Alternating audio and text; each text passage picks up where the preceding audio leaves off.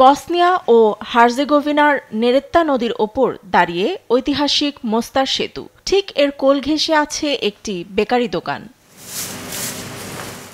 Bakery এই দোকানের সঙ্গে জড়িয়ে আছে গাজার এক মানবিক কাহিনী। ৩০ বছর বয়সী সামিরা এলবারাও রজব, যিনি একজন ফিলিস্তিনি নারী, বেতলাহিয়া ছেড়ে প্রায় ২ বছর আগে পাড়ি জমান এখানে। কয়েকজন বন্ধুকে সঙ্গে নিয়ে খুলেছেন প্যালেস্তিনিস্কা কুকা নামে এই বেকারি দোকান। পরিবারের সদস্যদের নিয়ে বেকারিতে দিনরাত পরিশ্রম করছেন সামিরা। তাদের এমন উদ্যোগে সাধুবাদ জানাচ্ছেন অনেকেই।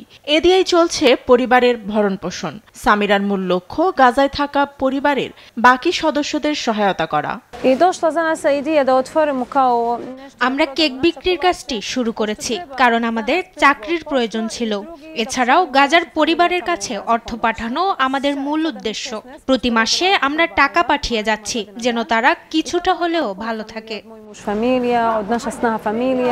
বসনিয়া সরকারের উদ্যোগে ২০২৩ সালে গাজা ছেড়ে আসেন সামিরা।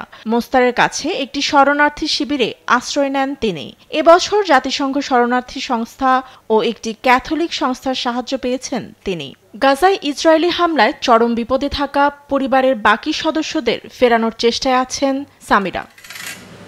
ফাতেমা তাসনিম, নিউজ ডেস্ক, দেশ টিভি।